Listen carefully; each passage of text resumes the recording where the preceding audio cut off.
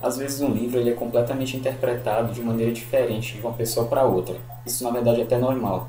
Mas às vezes é assustador como um livro que você entende como um dos melhores livros que você leu na sua vida é encarado como um livro péssimo para outras pessoas. Esse é o caso desse livro aqui, Mago, Raymond A. Fist. Na verdade são dois. São os dois primeiros livros da saga do Mago. E hoje eu vou resenhar e falar um pouco sobre esse livro para vocês aqui no Magic Book.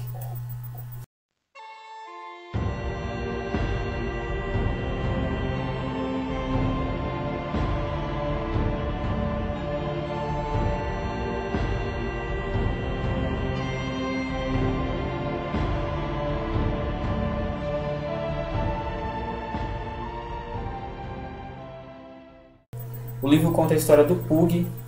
Ele é um menino órfão de 8 anos. Ele vive em Midicamia, que é no caso um continente fantástico. Ele vive no Ducado de Creedy e O'Cridy.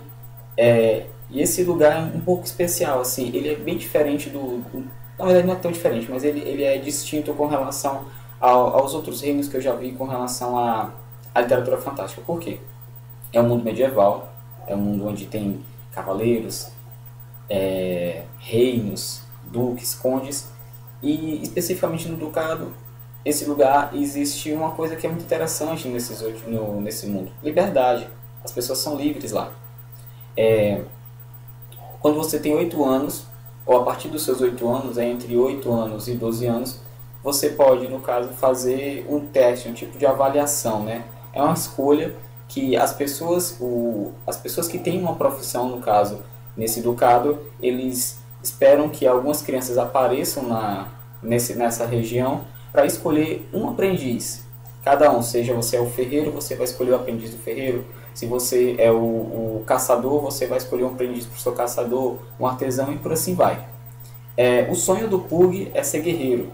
Ele quer, na verdade, lutar e defender Pride enfim, né, com tudo que ele tem.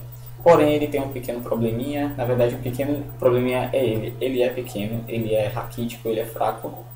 E ele sempre apoiou dos colegas nas brincadeiras, né, de criança. E ele sempre dependeu de um amigo dele, que é o Thomas, que é sim, um garoto forte, corajoso, que também quer ser guerreiro assim como o Pug. No caso, um especialista, né, um profissional, ele só pode escolher um aprendiz por vez. Depois que ele termina de treinar aquele aprendiz, que ele vai ter um outro. Apesar disso, todo ano há essa seleção. Nem sempre tem muitas vagas, às vezes só tem uma vaga para artesão, tem uma vaga lá para ferreiro. Enfim, existem outras profissões, agora eu também não estou lembrando todas aqui na cabeça.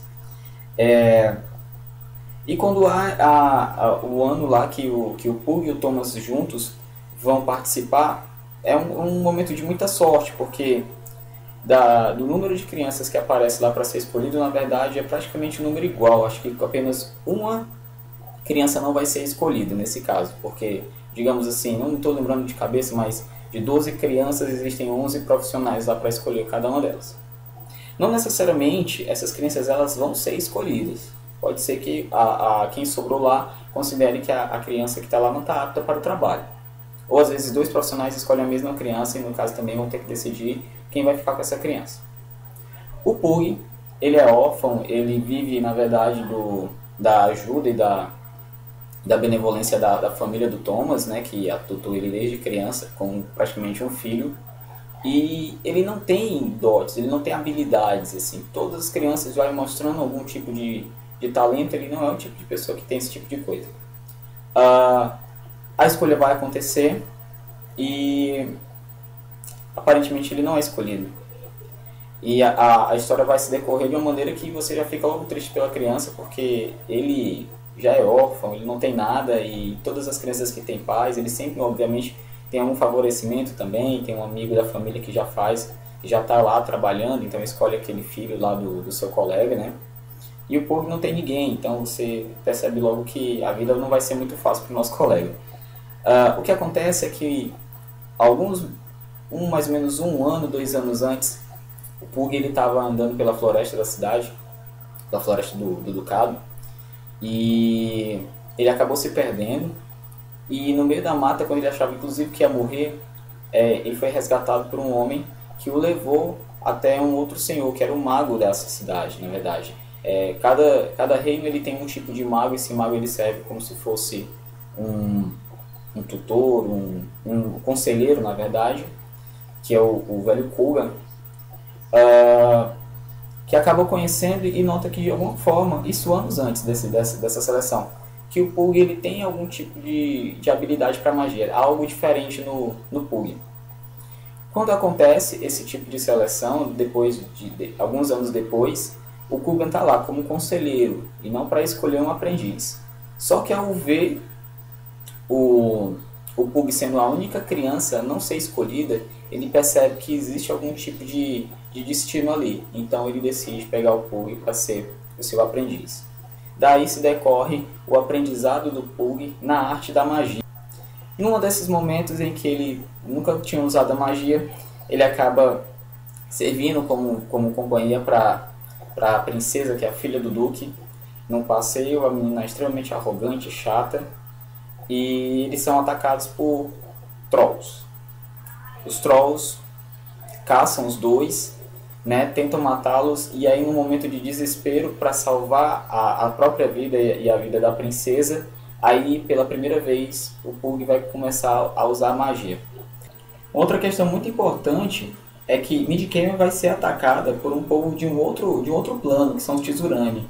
São um povo muito mais evoluído, tanto na questão mágica, quanto também na questão bélica. É um povo dominador, é um povo que ele conquista outros mundos e outros povos, e eles vão para lá unicamente para conquistar aquele lugar e escravizar aqueles que ali vivem.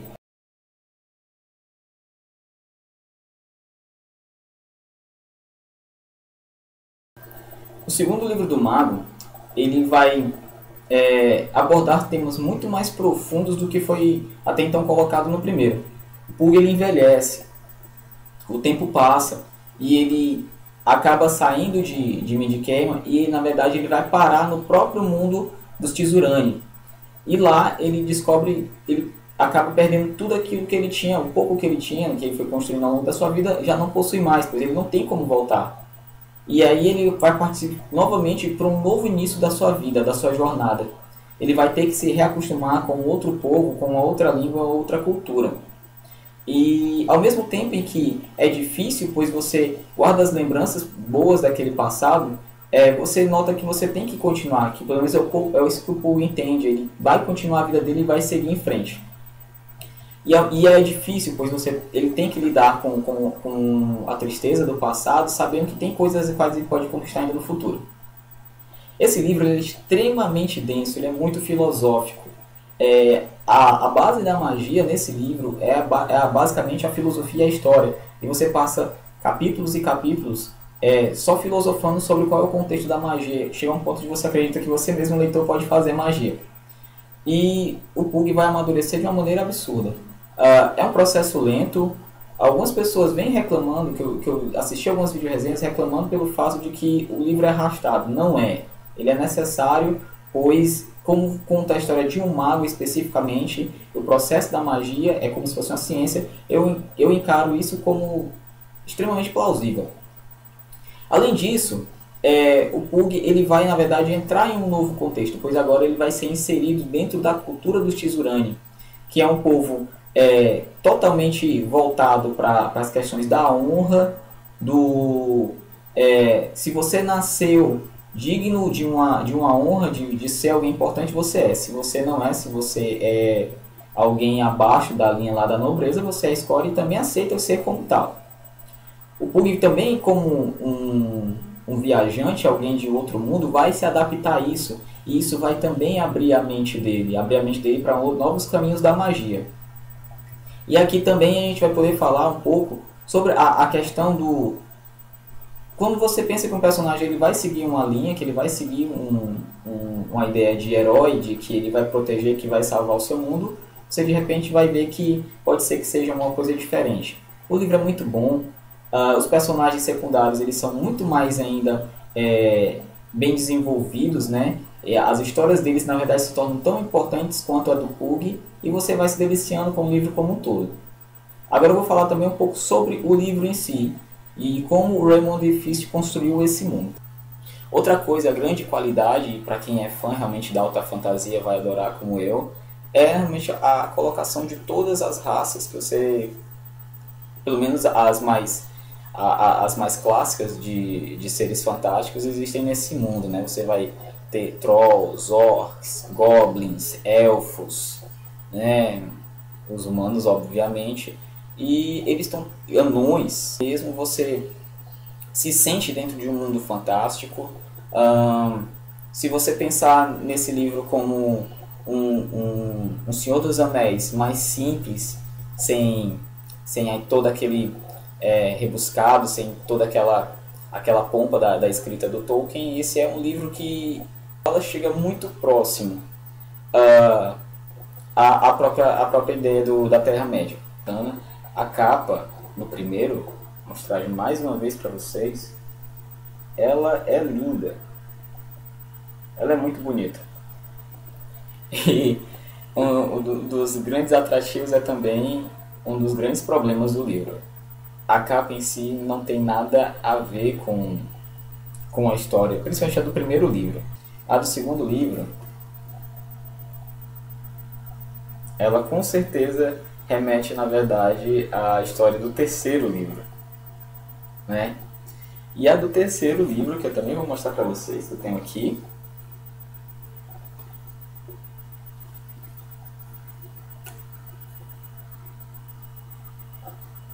é a capa, com certeza, que mais representa a história do segundo livro. Ou seja, você tem a capa de um primeiro livro que parece com a história do segundo, a do segundo que parece com a do terceiro, e a do terceiro que parece com a do segundo. Na verdade, parece não, a do terceiro é a mais lógica e a que mais parece, só que é com a do segundo livro. Existem hoje muitos vlogs, né, muitos canais onde as pessoas fazem vídeo resenhas. Isso é ótimo, eu acompanho muitos. Mas o motivo pelo qual eu comecei a fazer vídeo resenhas foi justamente por causa de uma vídeo resenha que eu vi sobre esse livro. Ao me deparar com esse livro, essa capa, essa história, eu fui atrás de uma vídeo resenha para saber se o livro era bom, se eu tinha alguma opinião de alguém que tinha lido. Eu achei. E a pessoa odiou o livro, detestou, falou coisas horríveis do livro, disse que o livro era um lixo, assim, de uma escala de 1 a 5 a pessoa, se não me engano, deu 1, porque tinha que dar um número. O mais estranho de tudo é que, ao ver a vídeo resenha que a pessoa detonou o livro, eu percebi que os motivos pelos quais ela detestou o livro são motivos pelos quais eu gosto de um livro. Então, eu fui atrás, mas com muito pé atrás, até porque é inevitável você respeitar a opinião da outra pessoa com relação a uma vídeo resenha. Ela leu, né? Ou até porque uma coisa é você falar mal de alguma coisa que você não leu. Claramente, a pessoa que fez a vídeo resenha leu porque ele falou de pontos que são realmente muito relevantes para a história. O que aconteceu ao ler o livro foi que eu já quase não comprei por causa da opinião. Ao comprar, estava sempre com o pé atrás, só que ao ler, não era isso que me passou. E esse é sem dúvida um dos livros que eu mais gosto, assim. Tem um carinho muito especial pela saga do Mago, né? E isso faz refletir principalmente que vídeo resenhas são, na verdade, pontos de vista, né? E eu procuro ter um pouco de cuidado quando eu vou falar de um livro, se ele é bom ou ele é ruim. Eu tento abordar os dois lados, mas na verdade eu sempre gosto de salientar os pontos mais positivos dos livros que eu leio. E o primeiro livro, na verdade, ele foi dividido em dois, depois de algum tempo, né, que é o Aprendiz e o Mestre. No passado, quando o Raymond J. Feist ele lançou o livro, foi na verdade só um, que hoje é difundido mundialmente como se fossem dois. E ele tem um amadurecimento, como eu já falei até então, e é crescente, assim, é impressionante como você vê como o livro só tende a melhorar. E isso, na verdade, é o que importa. Isso é que as pessoas não entendem muito ainda da literatura fantástica, assim, esperam ou um Senhor dos Anéis ou um Crônicas de Gelo e Fogo. E ao comparar esses dois livros, muitos outros livros que seguem exemplos distintos, acabam sendo desvalorizados. Isso é muito triste, assim, pelo menos para mim, enquanto fã, acho uma visão pobre das coisas, né? E eu achava que era muito importante falar sobre esse livro. Ele está aqui, não é também, obviamente, uma questão de julgar ou falar mal da vídeo resenha do outro colega, mas também é para dar um outro ponto de vista e defender esse livro, porque eu achei que esse livro ficou um pouco queimado no mercado, né, depois dessa vídeo resenha. E eu espero que as pessoas que possam vir a assistir os dois tomem, na verdade, as suas conclusões. Bom, pessoal, eu deixei para o final também alguns agradecimentos especiais. Hoje é no caso, o nosso terceiro vídeo de vídeo resenhas. A gente começou agora, a partir dessa vídeo resenha, também uma parceria com o pessoal do blog do Intocados. Eu vou colocar aqui embaixo, inclusive, o endereço do Intocados aqui no YouTube. E lá no blog do Intocados você também vai acompanhar a minha coluna de vídeo resenhas. Você vai achar os vídeos antigos e os recentes agora, a partir desse momento que eu vou postar para vocês. E vocês acompanhem, procurem lá o Intocados também é um dos melhores blogs que eu já li. Eles têm matérias exclusivas, entrevista com os autores, inclusive com alguns dos autores que são os meus favoritos. O meu primeiro vídeo que eu fiz resenha aqui, que foi sobre o Prince of Thorns, que é um escritor que eu tenho muita curiosidade de conhecer pessoalmente, que é o Mark Lawrence, que o cara é genial, assim. Eles têm uma entrevista exclusiva com o cara, dentre outros, né? Então vocês acompanhem lá o blog do Intocados, recomendo, não tenho medo nenhum de dizer que hoje é um dos melhores do país com relação à literatura fantástica. Estou muito feliz de estar participando agora também. Além do que eu falei agora, do que eu falei nessa vídeo resenha sobre o livro, eu guardei uma coisa especial, que é uma passagem do livro que eu acho muito bonita, e que me marcou bastante, e que eu vou agora ler para vocês. Não é um spoiler, não é uma parte que vai fazer diferença nenhuma para a história, mas é algo que eu acho que pode fazer até diferença para a vida das pessoas, que é uma citação de um personagem sobre o amor, que é muito bonita. Eu vou agora recitar para vocês. Existem muitas formas de amar alguém. Às vezes desejamos tanto amor que não somos exigentes com quem amamos. Outras vezes transformamos o amor em uma coisa tão pura e tão nobre que nenhum pobre ser humano poderá corresponder a tal visão. Porém, na maior parte das vezes, o amor é um reconhecimento, uma oportunidade de dizer: tem algo em você que eu aprecio. Não quer dizer casamento, nem sequer amor físico. Há o amor aos pais, o amor à cidade ou à sua pátria, o amor à vida e o amor às pessoas. Tudo é diferente, é tudo amor.